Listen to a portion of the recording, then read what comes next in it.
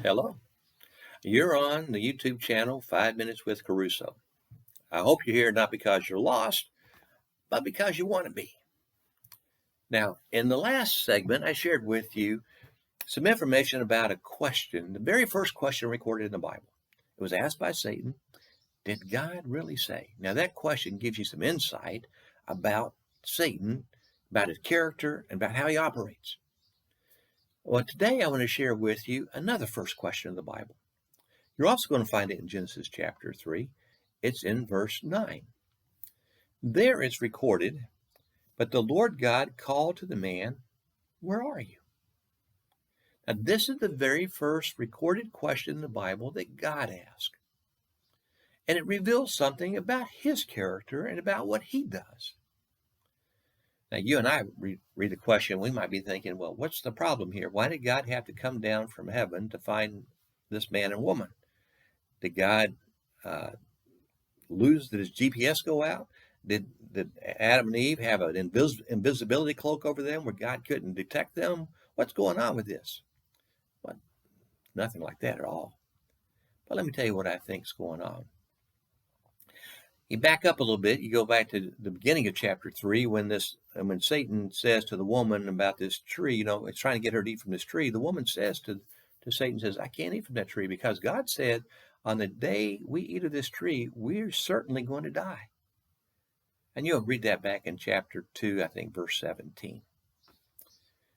Well, in chapter 3, when God's looking for these people, this man and woman, and he finds them, he has this conversation with them, this confrontation with them, and he disciplines them for their rebellion.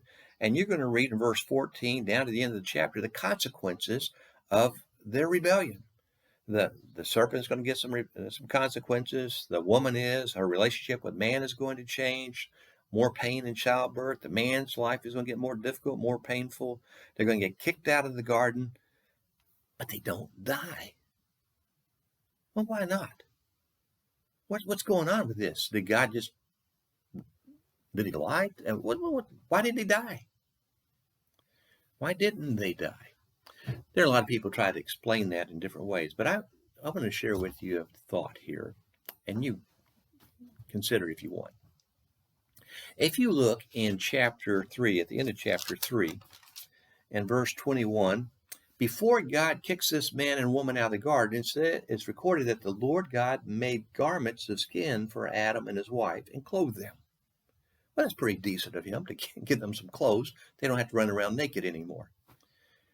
But maybe something else is going on. Maybe something bigger. If you read the book of Leviticus, you're going to read about all these different sacrifices that people had to offer up to God if he was going to live in their midst. And that's what was going on in Leviticus. They're at Mount Sinai and God's in their midst. And they're sinful and he's holy. And that's not a good equation for people because they usually end up dead in that situation.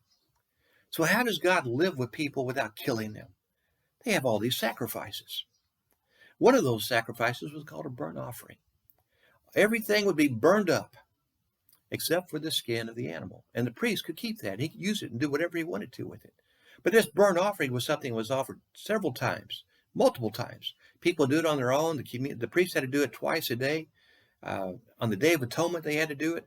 It was a way for people to live with God and not be killed, not have to die. Well, where did the skin for Adam and Eve's clothes come from? I want to suggest to you that perhaps God offered up a burnt offering for them so he would not have to kill them that day. And he took the skin and he made clothes out of it and gave it to the woman and to the man. And the most important thing wasn't that they were clothed, but God made a way for them to stay alive where he didn't have to kill them. You see, that's what God does. When he seeks people out when they sin. When we sin, we want to hide from God. But God's seeking us out when we sin. This little symbol on the wall behind me, this cross, is evidence of that. Jesus Christ came because God was seeking us out when we were enemies of God, when we were sinners, when we were ungodly, when we were helpless to do anything about it. God was seeking us out. Sure, when he met this man and woman there in the garden, he had to confront them with their sin, and he had to discipline them because of their sin. but he sought them out so he could save them, so they would not have to die. Aren't you and I glad that this God is still the same, that he sent his son to die for us, so that we don't have to die because of our sin, because of our rebellion? This is a huge question. Don't ever forget, where are you? How many times has God asked that question about you and me? And aren't we glad he seeks us out when we sin? That's the segment for today. You can leave a comment if you want to. You can send me an email at booksbyKeRusso@gmail.com. God bless you and have a great day.